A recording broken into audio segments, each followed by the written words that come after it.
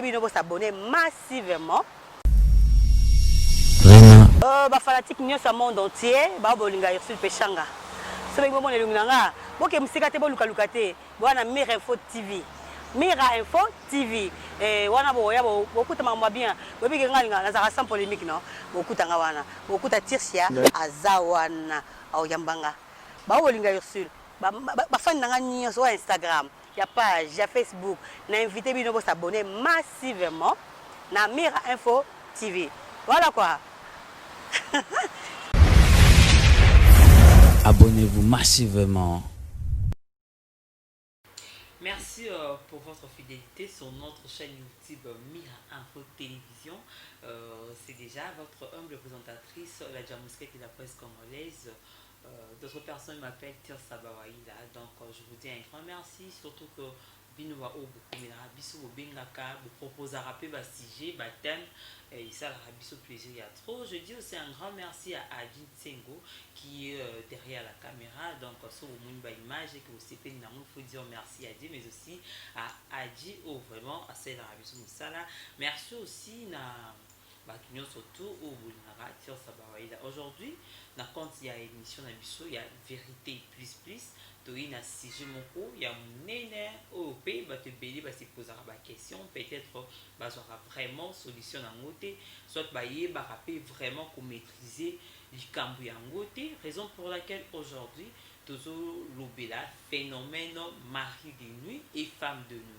Donc, ensemble avec le pasteur Emmanuel, vous voyez bien déjà, à l'écart, déjà dans Mira Info Télévision, tout cela n'est fait déjà par rapport à un sujet belé, mais le doute c'est plutôt le phénomène mari de nuit et femme de nuit.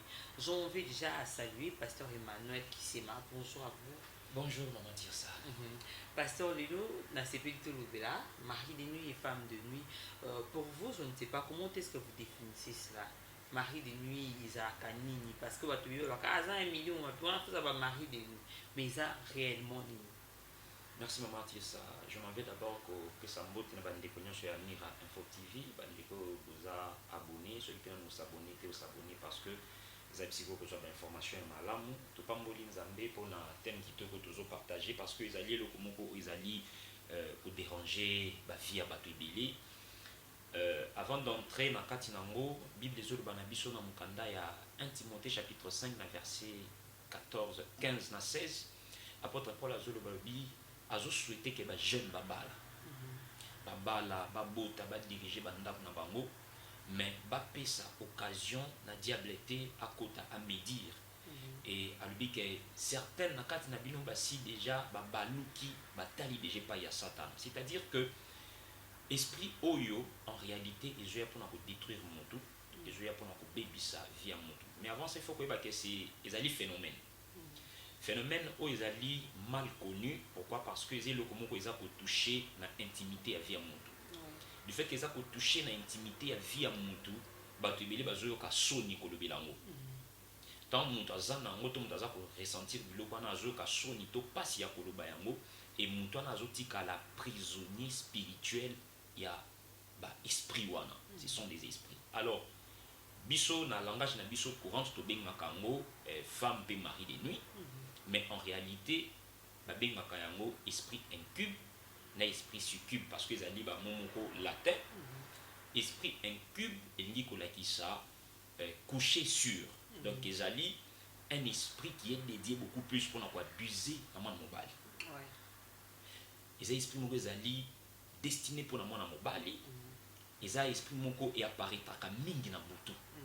Lorsque muto lali banda ko ressentir le coup laza au coucher na moisi, mais lorsque mutaza ko sentir ba biloko ya ndengwana d'abord na âge moko boye ya puberté eza na temps moko e comment que mon mbali banda sentir moi ba éjaculation moko, donc ezali ba signe eza ko lakisa ke mutu akoli là c'est sur le plan scientifique, mais tant comme chronique il faut directement monter ba non ça devient un esprit.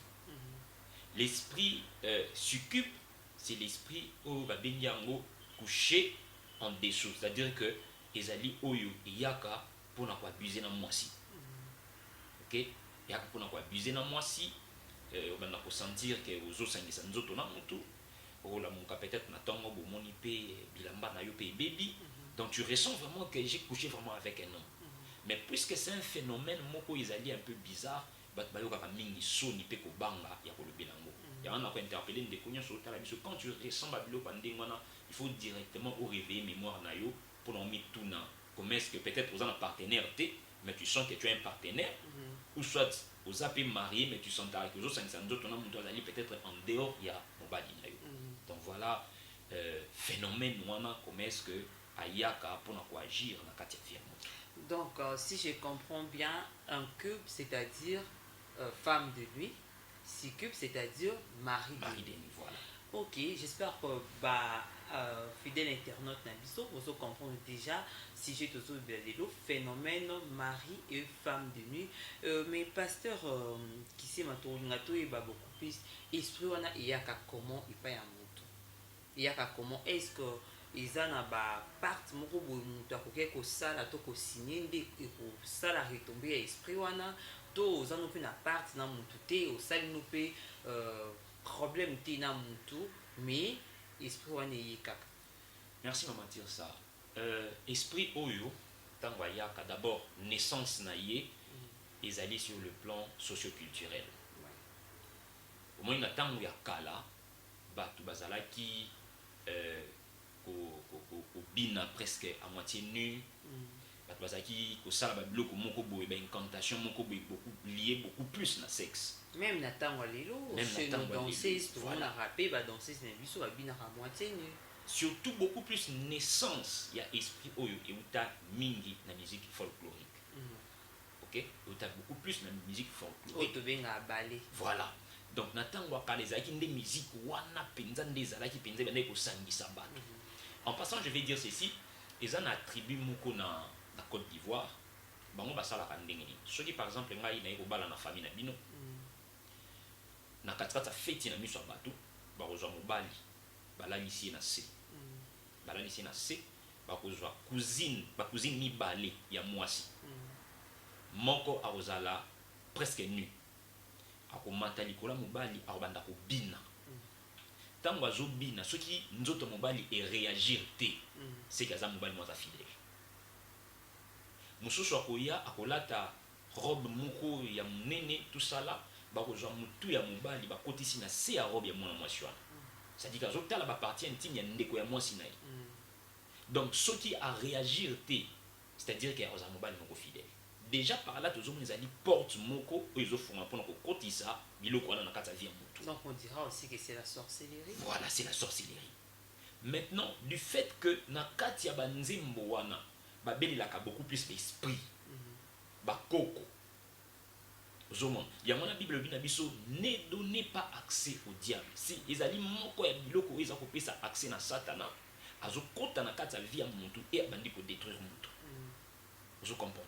Donc ba pratique wana oyo ya kala o ba koko na biso ba mama na biso ba salaka ezali naissance ya biloko wana.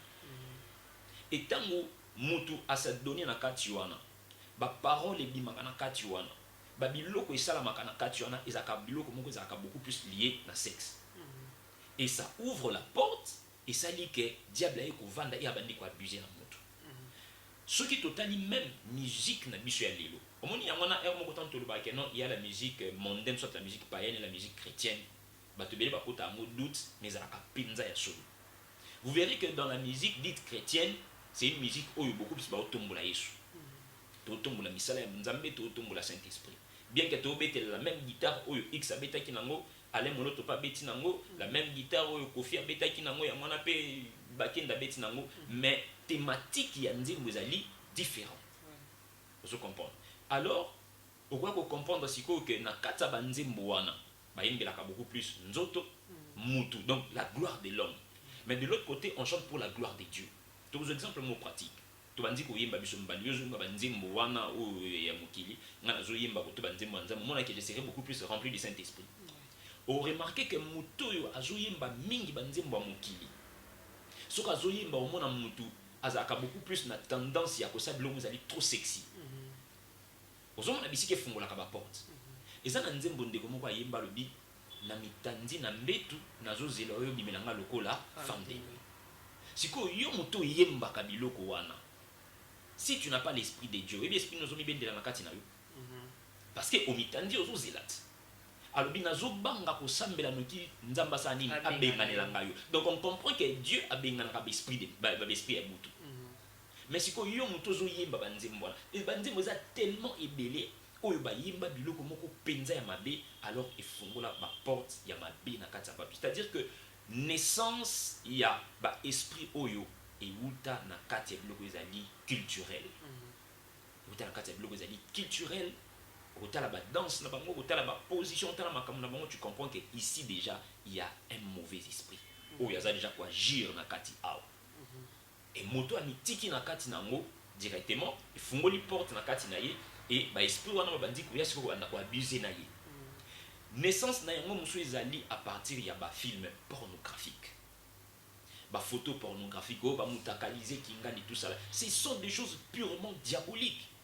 Yo muto yo oza obligé peut-être il faut talaka nzoto ya mwasi na yo to ya mobali na yo.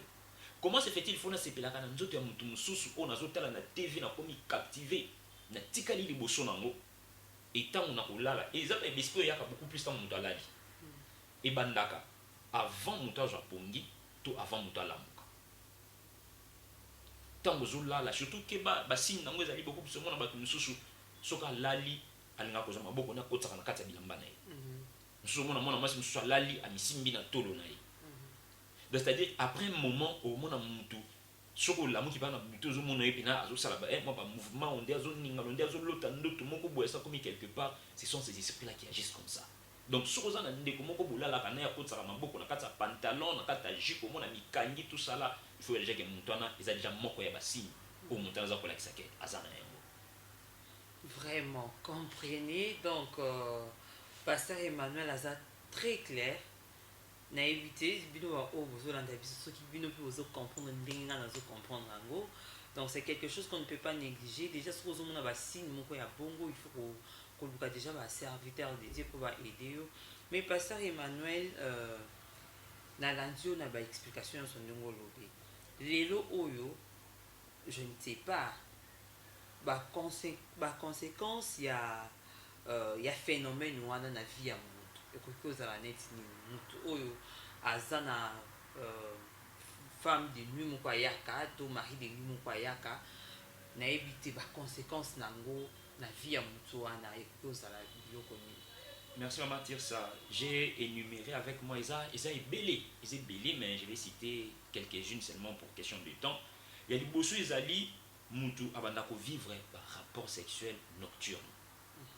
Chaque fois qu'il y a lali abanda ko lala azolota kaka basanisaka nzoto na mata kozala mwasi to kamba kozala mobali alota kaka basanisaka nzoto na mutu ba misusu basepelaka nango alobaka o ayaka na transport na ye moko azonga na transport na ye moko misusu d'ailleurs écoute na futeli yango mbongo te tout ça là mais sans les savoir que ils a ko détruire yo ils a ko détruire yo ils a vraiment eloko moko mabe. Deuxième chose mutu abanda ko lota beaucoup plus ba mariage ya butu bali to bala ba oki ko zwa pe elongi ya mutu moko bolingaka mingi balatisi mutu ani ozomona ke non lokola ovivaka na ye afi na lotaka ye trop soki na nzoko ozoba te balatisi elongi na ye mais na se nango baza nde ko abuser na yo eyaka pe omona ke non afi na se na lala na lota ye to bimi na ye tout ça là une fois ça peut on peut comprendre que non mutu ana okanisa ki mingi mais ce qui est comme chronique mususu alala na yebi ndenge moto sosani délivrance pe na soka lali chaque fois l'autre kaka basanisa nzoto na mama lekina basanisa nzoto na mama lekina jusqu'à ce que tu comprendre que non azaki na nécessité à délivrance tant que ça délivrance réellement cet esprit là ebini zo bima na komba mama lekina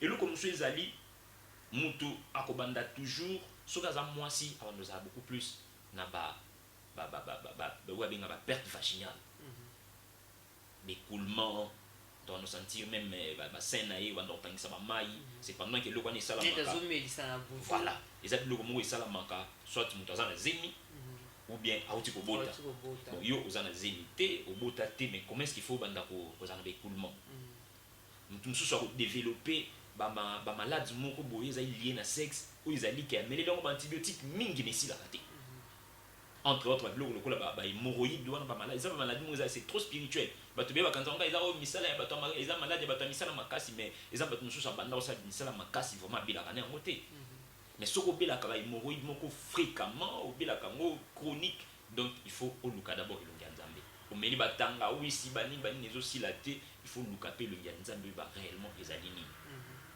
Eloko mosusu ezali bato misusu omona mokolo me asubaka na mbeto. Surtout ça. Mwasa libala me asubaka na mbeto. Surtout ça. Voilà. Parce que mosusu omona mpona okamoufle azwi mwana tia wana ki akoranki mwana moto asubi mais ezali ye. Donc so ozomona basigne wana sache bien que ozali moto oyo oza déjà habité na esprit wana. Il faut luka elongi ya nzambe. Eloko mosusu mama tirsi ezali mutu okokoma na ba désir ya masturbation. Komisepelisa nzoto yo moko. Oza na partenaire na yo mais osantaka ete et pas basi botaka frigidité. Oyo ata ba yeli yo mobali ya ndenge nini okoyoka posa na ite. Posa ni ezali kaka omisepelisaka yo moko. Osalaka makamba besoin na yo moko. Mususu ebendaka pe esprit ya homosexualité. Voilà. Lesbienne. Voilà. C'est-à-dire que bazuye bakomi ko utiliser akomi mwasi pona mutu intel. To mwasi wana akomi mobali pona muninga na ye mususu mwasi. Ezali basi ya ba femme pe ba mari de nuit ou ekomisaka mutu ndengwana. Elongoli yo sens ya sexe oyo zali. Et puis yo sens ya sexe mususu kaka pona ko abuser na bato. Mususu okomona mutu okomi ko sentir donc présence ya bato moko oyo ba ofaka o minka bakado. Ulala ko lota ba pesa ko ka bakado. Mais ola mukana moyi boy bakado ngo ezati puis bakado moko boye oyo ezali bakado moko boye ya minene. Tout simplement ezali kaka po ba voir yo ba banda ko abuser na yo. Donc mon montana pesa ko bakado komi ko lota ke to kendeki na ye to vandaki na restaurant to kendeki to sala ki boye na butu boko mi pe mwasi na mobali. Donc ce sont là les signes mususu a ressentir okomi ko bota bana. Na monza molilo komi na bana. Ay na lala ki na lota ki na zana zemi na buti mona moko kitoko ya pembe ya monene. Ola yo loto mona ngo azokola. Mona ngo azokola. Ozo comprendre te na moyi boyo zaka na bana te. Mais mona na azokola. Ti mona ngo na loti lisusu na buti mona moko ya mwasi ya kitoko ya suki ebele. Bana ngo bazala kaka bien. Mais na moyi boyo zana bana te. Mais est-ce que on dépose un peu en d'autres mots normalité ou l'autre nayo que aux anazim ou boti nous faisons quand d'autres normal. Oui, nous faisons des d'autres normal que là le loti que au boti peut-être nous avons pas mboli na mwana tout ça là mais comme a connecté kaka le même mwana wana au melisaka chaque butu kaka le même mwana wana zokola kaka le même mwana na petite classe mais comme il vit mobimba. Et comme il peut pas vivre, comment se fait-il il faut à la chaque ndoto l'autre kaka mwana wana kaka. Au pesa epe kombo, au kanga pe kombo ngo petit na moi.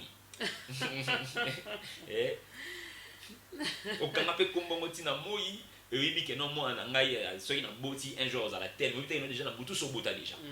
Il y a moi ça là que muto azobala te, muto azobota te et ces choses là les amis biloko ils ont se manifester mingi pas ba jeunes parce que les jeunes ça donne beaucoup plus na biloko bimara mingi ba mode ba biloko belé mais ça agit aussi et pas ya ba marié même été à pas ba mikolo parce que bango pe ba lingi pe komi pesa na biloko mususu pa uta na ngo depuis na famille bon nécessairement te que mutne soit na ngo akobala te non parce qu'il y a aussi de femmes mariées on a sa femme mariée oui. Soit homme marié, mais l'esprit a mari de nuit, toute femme de nuit, ils ont dérangé, et puis ils ont tout ça et fait. Oui. Et qui peut déranger, mais il faut avoir la place au outil. To et l'eau, nous salaka.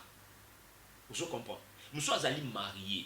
Maman tire ça dans le bisayo, et banda ko to zongo des ans ba porte, des ans ba tol, et bomba ma mebele.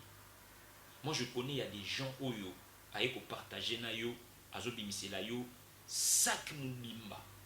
Et bah film pornographique mais ça marié donc yé na moi si na pour ça la intimité na ba malamu faut bata d'abord film pornographique et bah ça là la répétition est la mère de la science bah ça il na nos répétitions sima ba petit concert donc biloko wana tant ba ça la kayango et ça biloko moko ezali dédié déjà ce sont des choses qui sont déjà vouées à l'interdit et ça biloko déjà purement satanique. Maintenant, yo tango tali ekoti yo. La suite c'est quoi? Maintenant au monde a que chaque fois il ne pense que au sexe. Alinga pesa au point, il faut beaucoup coucher. Alinga pesa akabela moi cadeau, il faut beaucoup coucher. C'est-à-dire qu'ils ont dit conséquence, il y a répétition et biloko na kata vie à muntu et comme si vie n'est la normale. Or en réalité, c'est un esprit impur qui habite déjà en lui. Bible zolo bana biso malheur à la terre. Pourquoi? Parce que le diable est descendu vers vous animé d'une grande colère. Colère, il y a diable les alignés. Colère, il y a des qui détruit vie à moutou parce que l'homme est le lieu que Dieu a choisi pour nous communiquer sa gloire naïe après déchéance il y a Satan à Koko Yanase. Maintenant, diable a côté qu'elle a jamais concepé la monique non, les anaba oba benga ba ange déchu, oba kitaka, ba yaka pona ko bota na bana ya batu na se a o nzamba benga naka. Bangonde bazali ba auteur ya esprit wana. Pona ko banda sikoyo ko abuser na ba vie ya batu de façon que vie na yo muntu za sous vie ya adoration te vie ya gloire nzambe te mais comme siège na bango. Bible le binanga na mukana na 1 Corinthiens chapitre 6, la Bible dit: ne savez-vous pas que vos corps sont les temples du Saint-Esprit? Mais si ton corps n'est plus le temple du Saint-Esprit, et comme il temple un. Voilà. Donc c'est un peu ça. Et c'est le peuple de Dieu au Boulanda Bicho. Lorsque tu sens que vous avez un phénomène très bizarre dans la vie, c'est vrai, ça la passion, mais Osée chapitre 4, verset 6, mon peuple est détruit faute de connaissance. Nous avons la connaissance à détruire vie na yemoko. Tu dois avoir la connaissance que nous kabasali na nzambe ko expliquer bango la vérité de ce que tu sens et dès que tu passeras la délivrance makambo nyonso et les kamalam. Vraiment, makambo nyonso les kamalam seulement ceux qui vont longoli soni, seulement ceux qui ont du courage ya koluka homme de Dieu de makambo nyonso okini malam. Maintenant pasteur Emmanuel, j'aimerais bien savoir pour na ba homme marié na ba femme mariée na ba kuta na ba problème ya bongo. Par exemple, partenaire, on a un problème, il y a mari de nuit ou femme de nuit, quelles sont les conséquences pour un couple? Est-ce que divorce, salama, tout, je ne sais pas comment est-ce que ça se passe, mais nous, il y a deux fois. Oui, na bateau basa déjà en couple. Bateau basa déjà en couple, ceux qui esprit déjà manifesté, la conséquence d'abord au monde il y aura trop de disputes. Koyoka na ezalate. Koyoka na ezalate. Il y aura trop de disputes aux Zangana mingi parce que désir entre bisoba humain et aux alatés, il y a déjà quelque chose qui habite en toi. Ou déjà il bandit même un sentiment na yo côté mususu. C'est comme si partenaire na yo pas physique au sepeli sous-souté. Makambo vivra na butu ndeko miko sepeli sayo. À part ça, il y aura aussi babilo komoko ba bengi boko bandako zanga même façon ya concevoir. Vous avez la même façon de concevoir. D'abord parce que il y aura pas fréquemment cohabitation entre binomi balé et aussi ils ont un esprit mongo boy o ya komi trop jaloux. A komi jaloux, a komi sikoyo ko gérer mutuna ndingi na ye. Donc comment on a que mutu muso zo ebisa o ngena ndina benga ina mo sinanga to sel déjà 6 mois yango yo to sangsa nzoto te. Bino bat boza marié, c'est pas normal. Na bato baza marié et lo comme subo banda ko sentir ezali ressentiment. Donc bisiko vandi ozoka posa neti kaka boka bona kaka za la suspendé na ngaité. Okomi ko sentir ye mabe. Alors si on sait beaucoup ko bota na ba problème moko boy kaka po mais vous na bima na ngata na ke vanda tana ba camarade na terrasse to na bar mo quelque part ke na mona kayo. Tant azaka moi si musu na libanda za se sentir peut-être bien. Mais ce que zonge pas na yo donc là tu sais esprit mon boy amona ko kaka mabe makamu nyonso kaka mabe na bato baza marié et lo comme suba banda ko sentir ezali blocage ya misala na bango rien ne va marcher ata buluki bo sala nini makamu na bino nyonso bando tambola kaka te parce que plus vous êtes ensemble plus vous linga plus vous kende musika alors on doit toujours vous départager or na kata couple eloko esala ke bato batambola malamu ezali lorsque bosala ba projet en commun Ensemble. lorsque botambola ensemble makambo nyonso etambola ensemble. Mais lorsque vous commis départagé, mon temps commis pas dans la Bible, l'homme quittera son père et sa mère, s'attachera à sa femme. Les deux deviendront une seule chair. C'est-à-dire, lorsque vous attachez sur le plan pensée, spirituel, tout ça là, et ça que vous marchez ensemble. Mais lorsque vous commis départagé, vous tirez sur 1 plus 1 égale 1, vous commis 2. Mon homme tambola n'a pensé naïe. Puisque mon homme tambola n'a pensé naïe, alors cet esprit-là a abandonné ce que vous gérez vos sentiments dans la Bible. Si fin de compte et mabino na divorce quand mabino na divorce pour remarquer que oya ke kuna ako prospérer pe penzate ou pas ke kuna pa oza peka ndengona peka parce que cet esprit les a kana kat na bino aussi longtemps que nanu boluke longia nzambe te nanu besoin délivrance te boko tika na kaka ndengwana alvia wana baby wana baby comme masolo mais maintenant mutu bisika zali santa kaka ba phénomène wana bande ko sentir parce que vous n'avez pas encore cherché Dieu na kat na bino. Donc, nabisika ke bo recourir na famille, boluka, bakinzondi, tout ça là, c'est quelque chose où il faut beaucoup plus de bochanga bolongo na se. Boluka ndelongi nzambe pour que nzamba kangola bino. Amen en tout cas. Tokomo qui est déjà presque une souka, tout ce qui est malin pour chuter. Mais Pasteur Emmanuel, donne-nous d'abord de pistes, comment je peux dire, des solutions, délivrance. Comment est-ce que ça se passe? Ma délivrance na bateau na mari de nuit, femme de nuit, délivrance na bon, ça se passe comment? Est-ce que ils ont na comment je peux dire tant mon aux aura bangona nous que base à la protéger vraiment quelque part pour bomber vraiment être na permanence base à vraiment temps pour la délivrance tout délivrance on a il faut que ça un peu en un jour et ça passe parce qu'il y a d'autres esprits sur que côté peut bima. Donc, Naïbi qu'ils ont appelé une séance à ma prière parce que je pense peut-être qu'ils ont facilité parce que ce qui est siégé déjà, est-ce que c'est facile en ça la délivrance en toi à femme de nuit ou mari de nuit? Merci maman ça. Délivrance est allié processus. Bible Binabiso, le cheval est équipé pour le jour de la bataille, mais la délivrance appartient à l'Éternel. Ngai le roi mosala nzambe nazana ngai le roi cheval naza équipé pour na bitumba et délivrance ça va appartenir à nzambe. La première des choses ezo senga d'abord qui est la vérité parce que la vérité libère. La Bible dit vous connaîtrez la vérité et la vérité vous affranchira. Il faut monter naza d'abord na bolingo la vérité que voilà ce que moi j'ai ressenti. Yesu dans Jean chapitre 9 à ça là délivrance il y a aveugle moko azuli boso soi naye atieni longi naye atunia skozomona mutana bina zomona te pese kende ko sukelo na ma siloé ozomona nazomona batu lokola banzete tout ça là sima nango Yesu sale ya sambeli mutana biki délivrance que salama lelo que salama lobby dans 2 jours dans 3 jours ça dépend na nzambe ndenge nini ezokende mais délivrance peut à cause à la coffrer ensemble et permettre que prière à la temps laï plus que prière les temps moulaï ils ont permettre que non d'esprit pas quoi supporter paix présence à prière en athée. Il faut qu'il y ait d'abord la vérité. Il faut monter nazo le cas délivrance à la foi parce que Yesu a dit ça moi si mon le bisier ta foi t'a sauvé. Comprends?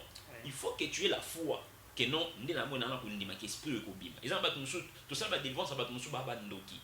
Liboso na bino tagie na bimi nzoka nda kosi na eta makiko na baki apombo ni susu abomine susu parce que on va payer esprit sur qui tant ils ont raison avec force. Voilà parce que yo moko d'abord na zaki na un na kondima te kelo kani ko bima deux ozaki na volonté à kotika ngote ba mso na volonté te à kotika ngo parce que te ba te belé pe tout stokuta ba on pena espoir andeko yo loko esala ko be folu ke lo nyanza ba te atika ba pasteur boko saka biso et tout ça là ndenge nini o senti que monter moko o sa ba auto défense.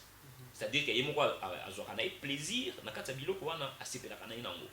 Donc c'est-à-dire que quand tu ressens ba biloko wana na vie na yo et que tu vas voir la délivrance, d'abord le ba na vérité pas mosala na nzambe, yo moza na kondima za na volonté à kotika yango.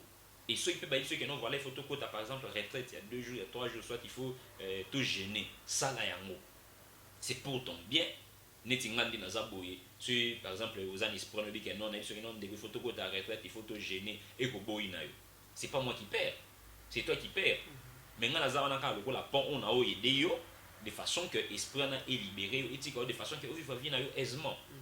Donc mutu faut d'abord na volonté parce que Bible dit que si tu confesses de ta bouche que Jésus-Christ est Seigneur et que tu crois que Dieu l'a ressuscité des morts, tu seras sauvé.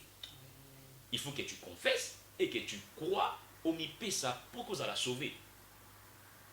Parce que nous sommes séparés dans bango nango a ndiminati kala ni nango a mon année biloko wana bon. Yangwana ils ça la passe. Mais moi je conseille à toute personne à toute la biso aux ala partout dans le monde place nyonso zali ndeko na ngai luka basala nzambe longola soni expliquer bango que non voilà ba phénomène na mona tala makambo mai. Peut-être bobandaka bien na mobali na ona mwasi na yo boza ko tambola ensemble mais yo tambola so ensemble été na ndako ekoma ko aza na gauche aza na droite so akoti na cuisine akoti na chambre donc harmoniser à sous-souter il faut boza na vérité ko bengisa basali na nzambe bovana bango sola na bango ils vont vous aider so esenga prière sur place na kata ndako na bino on le fait so esenga que non bokende boza la kofo soit na montagne soit quelque part bokende boluka délivrance de façon que boza la réellement libre. Pasteur Emmanuel, merci. Ndenge o éclaircir vraiment. Mais moi question mo yenga 40 to so la voye ndenge zoloba. To mona ngabandi kumsusu lelo moni bien. Lobo moni net a changé a comme mabe net a comme le quoi moi koko net mo msusu ah oh ils a fait ça mari de nuit des autres tungisaï. Est-ce que mari de nuit ou femme de nuit est occupé au baby ça aspect ya muto donc aspect corporel comme je peux dire mutu bozo moni boya moi comme le kola moi koko et moi kazongi le quoi moi jeune bozo comprend était vraiment ya za rending. Oui lorsqu'il y a esprit wana esprit a métamorphose pe ezalaka. Bon ils ont battu généralement azana mo ba mbongo na yemi kolona sobi ba mafuta ba nini tout ça là les bien après comme ça moi pia ka baby mais lorsque mutu aza habité na esprit wana nécessairement pe aokipe ko baby sa yo pe omona mutu mususu ko wana akomi kitoko makasi wana so bomoni basinya bongo seke auti ko bota na butu so bomoni ya baby makasi seke akomi na bazeni ya butu to ba komi na ba malentendu ya butu ozomo maintenant ce qui mutu ressentir biloko wana biloko mususu ezalaka par exemple ozama mpiaka c'est tout à fait normal obeba tout ça parce que ozana moyen ko se tenir te. Mais ce qui bloque le monde est comme chronique, que est moko bato tche poudre, tout ça n'est pas simbaté en tout cas bien aimé le kélo nganzambe. N'est pas là tu masque de. N'est pas là tu masque de VS au comprendre bato poussa na soupe mbena yote, bato benga kayote, bato kipa kayote, ozomi tu na mendenge ni ozotala na bato misusu kutu oyo akoki kutu kotele mapembe na ngate na bali. Ngai naza parrain ba couple moi mingi jour mususu tokenda na commune tozo tokende ko assister ba na biso bazo bala. Otali basi mususu baye wana bazobala bango timpena oyo asalaki effort nini po babala ye otel pe mutu azobala ye po tel pe non mais opena mutu pinza muteli ba sœur mususu tozana bango na ba quartier na ba famille mais pona nini bazokokoma awa te. Pourquoi? Parce que est-ce que wana azana ngoto azana ngote point d'interrogation aluka ki nzambe ou pas. Mais moi je vais dire que mariage ezali institution moko divine nzambe nde mutu a créé yango soki mutu abali c'est-à-dire que nzambe nde mutu apamboli. Donc ndeko oza moi si kitoko lataka bien makambo tout ezala kitoko mais tu comprends pas que bat ba poussa na pembe na yote makambo simbaka te lukana ni longia nzambe tikana ba fier tikana ba ko lata ba android ba nini tout ça là lukana ni longia nzambe oyeba réellement qu'est-ce qui se passe dans ta vie à l'occasion de rien au baby à l'occasion de rien au bongi. Est-ce que yo moko yo mikolo ya na baby mikolo na bongi. Est-ce que tu te demandes pas c'est Dieu ok il na ba magasin nyonso ya cosmétique ba conseil nyonso ba pêche zo simba te mais tika na biloko wana va d'abord à la montagne sur le bi entre dans ta chambre dans les secrets. Quand on parle de la chambre ba ko ba te que non chambre kangi porte na yo parce que ngana ba mingi version na ezana Matthieu chapitre 6 na ba mingi que ceux qui sikoyo shege ana besoin sambela ko dans la chambre ni puisqu'il n'a pas de chambre. Ça dit que nzamba na ça dit ceux qui entre dans la concentration dans la profondeur de Dieu nzamba va répondre à eux. Jérémie chapitre 33 verset 3 Bible bina biso invoque moi je te répondrai je t'annoncerai des grandes choses des choses cachées que tu ne connaissais pas. Les maris de nuit les femmes de nuit ce sont des choses que nous avons connues. Tu pas bangoti. Ce sont des grandes choses. Alors pour nous y bango il faut seulement dans la prière. Yo moko botir la ko y bangoti. Obanomona ka ba phénomène ngo normal que non et ça non normal les cas non tout ça là mais il faut lukande lunganzambe pour yeba réellement vérité et bandela yo wapi bilongo so ekota na tango sala mariage babilo comme sous to sala kana kati ya ba mariage coutumier et bendelaka biso pe ba esprit mabe. Tu dois chercher la face de Dieu pour yeba babilo kwana nyonso. En tout cas, nous sommes arrivés à la fin de notre entretien d'aujourd'hui avec le pasteur Emmanuel Kisema. Boyo Kibino Moko, Tolobeli phénomène mari et femme de nuit, ou Yemka Lobaki, Isa Momoko latin, Balobela Ramarambetel, un cube, d'un 6 cubes. Donc, pasteur, mot de la fin, votre numéro de téléphone ou adresse du mail, je ne sais pas moi. M. Suzanne Moutou, sur CP, une émission, on a besoin de partager. On a évité au Kolobani, ni par rapport à mot de la fin, et votre numéro de téléphone, mais aussi des dédicaces. Merci Maman Tirsa. Merci Penaba Ndeko Nyonso au Bolanda Kibiso, Nzamba Pambola Bino. Conseil, on a repris ça, Ezali, brise la honte.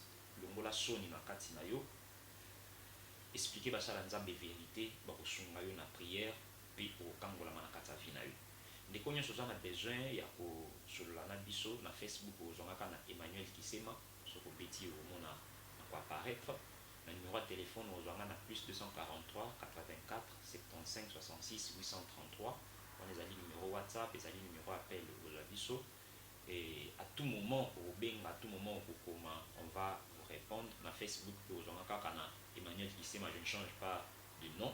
En tout cas, na pesi merci Maman Tirsa pour l'invitation na yo encore pour la deuxième fois. Nous avons pas mbola yo.